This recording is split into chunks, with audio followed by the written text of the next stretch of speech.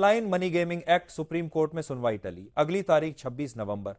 Online real money gaming के promotion और विनियमन से संबंधित promotion and regulation of online money gaming act की बहुप्रतीक्षित सुनवाई 4 नवंबर को हुई, लेकिन सुप्रीम कोर्ट ने कोई अंतिम फैसला नहीं दिया है। अगली सुनवाई की तारीख और कोर्ट का रुख अगली सुनवाई, इस मामले की अगली सुनवाई अब 26 नवंबर को होगी।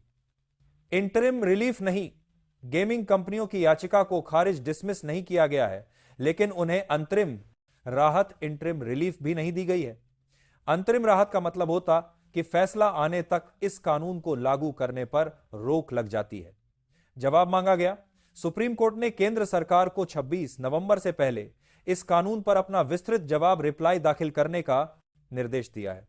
जस्टिस सुनवाई जस्टिस जेबी पारदीवाला और केवी विश्वनाथन की डिवीजन बेंच ने की। सुनवाई के दौरान मुख्य घटनाक्रम कोर गढ़ने के लिए काफी डीसी है ना केंद्र सरकार का रुख। पहले केंद्र ने कानून लागू करने की बात कही थी। मंत्री अश्विनी वैष्णव के बयान का हवाला। हालांकि कोर्ट में यह कहा गया कि अभी केवल आमंत्रण इनविटेशन मांगे गए हैं और गजट नोटिफिकेशन नहीं आया है। केंद्र ने अभी तक कोई प्रॉपर रिप्लाई भी दाखिल नहीं किया है। गेमिंग कंपनियों की दलीलें अते हेड डिजिटल वर्क्स जैसी गेमिंग कंपनियों की ओर से सीआरएस सुंदरम ने पैरवी की। उन्होंने अंतरिम राहत की मांग की ताकि उनके पक्ष को सही से सुने जाने तक कानून लागू ना हो। गेमिंग कंपनियों का तर्क है कि वह गेम ऑफ स्किल कराते हैं, ना कि गेम ऑफ चांस। उन्होंने यह भी कहा कि इस कानून से उनका कारोबार प्रभावित होगा, जिससे बेरोजगारी बहनेगी और विदेशी निवेश में कमी आएगी।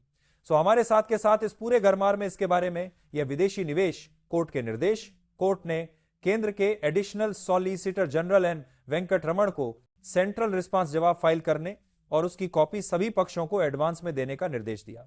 याचिकाकर्ताओं को भी अगली सुनवाई से पहले सरकार के जवाब पर अपना रिजोइंडर जवाब का जवाब फाइल करने की अनुमति दी गई है ताकि सुनवाई में देरी ना हो।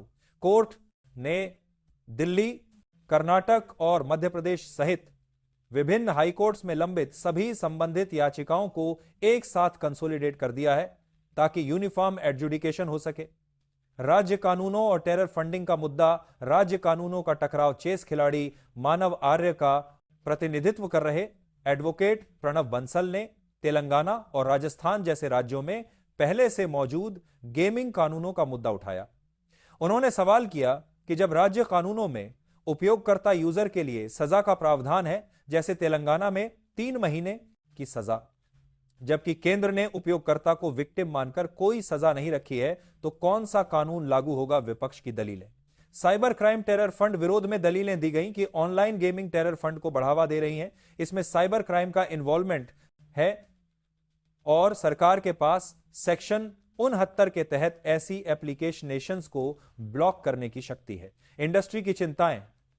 गेमिंग फेडरेशंस ईडीएफ फिफ्स ने चेतावनी दी है कि इस कानून के कारण वैध ऑपरेटरों को कारोबार से बाहर होना पड़ेगा, जिससे यूजर्स अवैध और ऑफशोर प्लेटफॉर्म्स की ओर जा सकते हैं, जिससे फ्रॉड, धोखाधड़ी और बढ़ सकता है।